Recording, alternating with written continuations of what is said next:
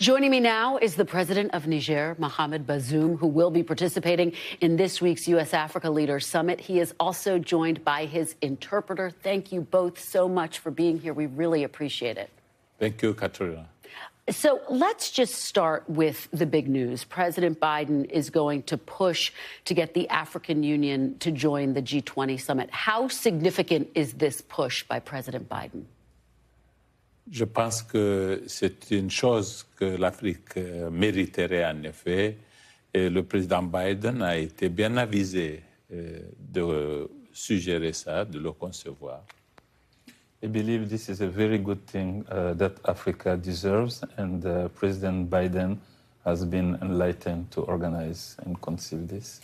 Do you believe you have the support of other G20 countries, and how significant is that going to be to a smooth transition?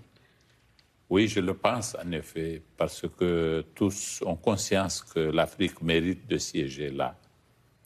I believe that because all of them are very conscious that Africa deserves to have a seat in the organization. And what will the impact be for the African Union, for your country? Notre voix sera entendue. Il y aura des préoccupations spécifiquement africaines qui reflèteraient les desiderata de tous les pays africains qui ne sont pas à un même niveau. Voilà pourquoi il est important que nous ayons quelqu'un qui soit notre représentant. This will allow our voice to be heard. As African countries are coming from different places, it will be good to have a unique voice to bring Africa matters to the global stage. Former President George W. Bush announced the PEPFAR initiative to fight and combat AIDS. Former President Obama announced Power Africa.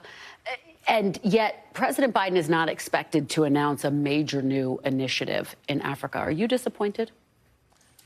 I'm not disappointed because, pardon, je ne suis pas forcément déçu parce qu'en effet, les États-Unis d'Amérique vont continuer leur même engagement qui ne faiblira pas, j'en suis convaincu. C'est parce que peut-être il n'y a pas quelque chose de très précis sur la base duquel on peut organiser une mobilisation spécifique, mais le niveau d'engagement, à mon avis, va rester le même. I am not disappointed because I believe the United States will continue their commitment to Africa, and as long as the level of commitment, and that's my belief that it will be at the same level, so it's a good thing. China and Russia have been investing heavily in Africa and in the African Union. What more does the United States need to do? What will your message to President Biden be on that point? Écoutez, nous avons une relation sur le plan bilatéral qui est importante, mais qui a pris de la consistance au Niger. La coopération américaine a un volume qui s'est accru considérablement et nous souhaiterions que le président Biden conforte cette dynamique-là. C'est une dynamique importante. Ne pensez pas que les États-Unis font moins que la Russie ou que la Chine. Non, je ne le pensais surtout pas. So we have a specific cooperation agreement with the United States with very large investments in Niger. So don't believe America is doing any less than China or Russia.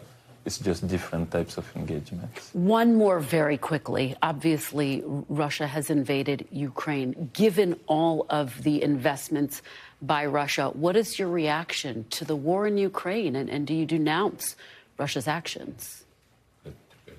Donc, compte tenu de la guerre en Ukraine et tout ce que la Russie fait, quelle est votre position sur ça? Est-ce que vous dénoncez l'action de la Russie? Oui, nous, au Niger, nous sommes un État de démocratie respectueux d'un certain nombre de valeurs, et notamment le principe de la souveraineté des États et la nécessité d'assurer à chaque État le respect de sa souveraineté, même quand il est faible et même quand il a un voisin qui est fort. So in Niger, we are a young democracy with strong institutions and strong shared values. And these values include the rule of law, the rule to autodetermination. And we believe that each country, whether they are strong or a weak country, deserve to determine their own path, and to this regard, no one should be threatened. Et donc, nous ne sommes pas d'accord avec ce que la Russie entreprend en Ukraine. Nous y sommes opposés. Nous l'avons prouvé à l'occasion de tous les votes qu'il a pu y avoir au niveau de l'Assemblée générale de l'ONU. So we do not agree with the war in Ukraine, and we are totally against that, and we already proved that with all the votes that happened at the United Nations by condemning the war. President Bazoum, thank you so much for being here. Thank you. We will follow this week's summit very closely. Okay, thank you. Thanks for watching our YouTube channel. Follow today's top stories and breaking news by downloading the NBC News app.